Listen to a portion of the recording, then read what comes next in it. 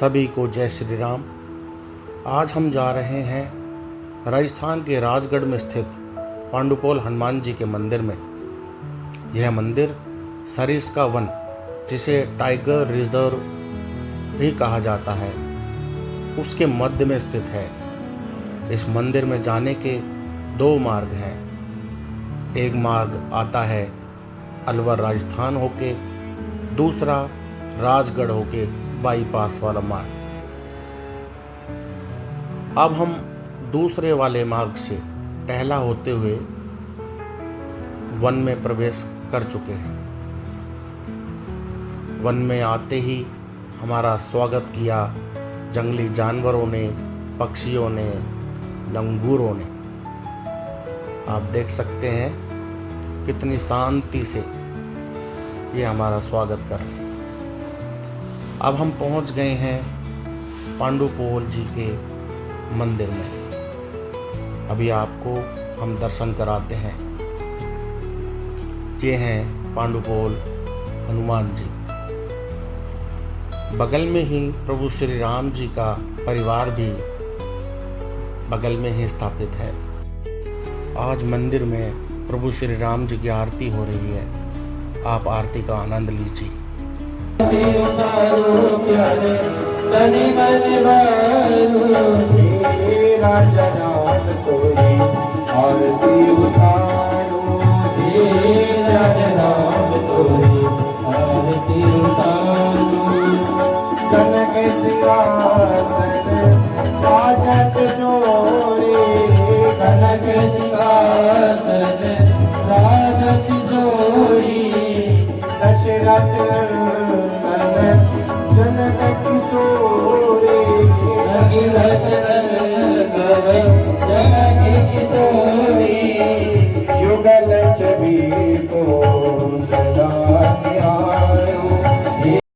इस मंदिर का इतिहास बहुत पुराना है। यह मंदिर पांडवों के समय में बनाया गया था। इस मंदिर का निर्माण भी पांडवों ने ही किया था। इस मंदिर में सभी भक्त दर्शन करने के बाद अपने घर से लाया हुआ भोजन अपने परिवार सहित बैठकर खाते हैं। वैसे यहाँ पर हर मंगलवार व शनिवार को भंडारा भी होता है। बात कुछ उन दिनों की है जब पांडव अज्ञातवास में जंगलों में घूम रहे थे और अरावली की श्रृंखला से होकर गुजर रहे थे। तब मार्ग में एक विशालकाय पर्वत ने उनका मार्ग रोक लिया। भीम ने अपनी गदा से उसमें एक प्रहार किया और एक बहुत बड़ा छेद बना दिया, जिसे पोल कहा जाता है। इसलिए इस मंदिर का नाम पांडु पोल है।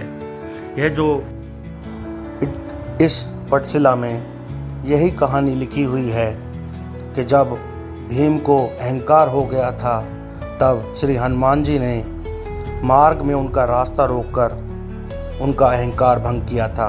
वह कथा आप सभी जानते हैं। पांडुपोल हनुमान जी के दर्शन करने के बाद हम निकल पड़े अपने अगले गंतव्य की ओर, जो था आशावरी माता टेम्पल। यह टेम्पल भी बहुत पुराना है। मार्ग में हमें फिर से हनुमान जी के कुछ भक्तों ने रोक लिया, हमसे कुछ बातें की, कुछ चर्चाएं की, अपनी राजी खुशी सुनाई। हमने भी अपनी राजी खुशी उनको दी। फिर हम चल पड़े आगे। बहुत ही सुंदर यह वन है, बहुत ही अच्छे जीव जंतु। देखिए, ये है जंगली सूअर। आपने जंगली सूअर बहुत कम देखा होगा। यहाँ पर मोर, जंगली जानवर, लंगूर तो आप देख ही चुके हैं। हिरण देखिए। कुछ वानर सेना पंचायत में लीन है। आगे बढ़ते हैं। एक सज्जन मिले हैं। हाँ भाई, से जो बात हुई है सब ठीक तो है? आपको सुनाते हैं। अरे हाँ, आप बता, सब ठीक है? कोई दिक्कत परेशानी? इस जंगल में भिन्न भिन्न प्रकार के पशु पक्षी और जानवर हैं। आप देख सकते हैं हिरणों का एक झुंड काफ़ी दूरी पर बैठा हुआ है। लंगूरों ने हमें जाने की आज्ञा दे दी है, तो हम चलते हैं अपने गंतव्य की ओर। रास्ते में देखिए कितने सुंदर हिरण हमें दिखाई दिए हैं।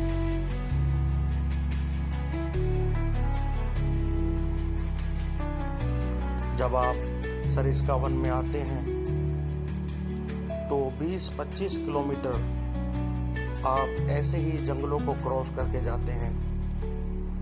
सभी प्रकार के जीव जंतु आपको मिलेंगे। हम जब अपने गंतव्य की तरफ जा रहे थे तो मार्ग में हमारा रास्ता रोका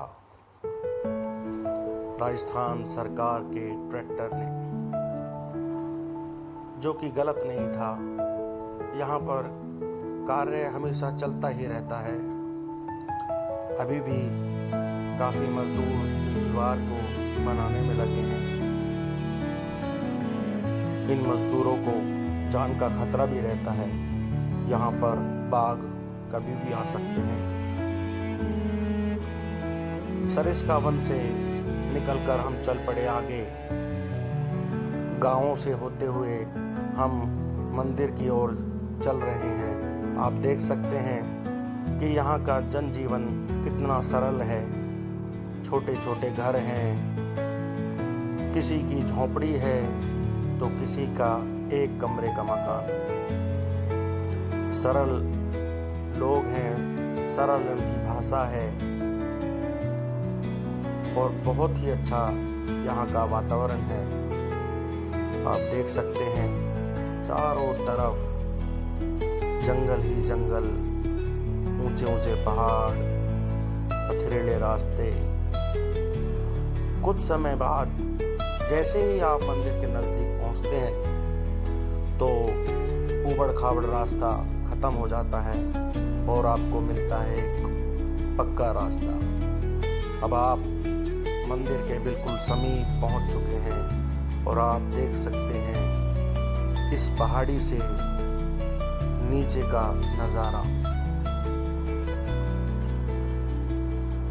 ये पूरा क्षेत्र बिल्कुल खाली पड़ा है। यह क्षेत्र कभी बड़गुजर राजपूतों का हुआ करता था। उन्हीं की कुलदेवी हैं माता आशावरी। यह उनके गढ़ का प्रथम गेट है। यह है माँ आशावरी का मंदिर, जहाँ पर हवन यज्ञ चलते ही रहते हैं। बहुत ही शांतिपूर्वक सभी लोग यहाँ दर्शन करते हैं। कोई जल्दबाजी नहीं होती, कोई छीना झपटी नहीं होती, कोई लूटपाट नहीं होती। आप देख सकते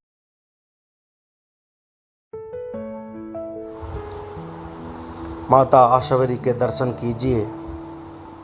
अब हम आगे की ओर बढ़ते हैं और नंदी महाराज हमें विदा करते हैं। हम अपनी गाड़ी में बैठकर आगे की ओर बढ़े और आपको दिखाते हैं पांडवों द्वारा निर्मित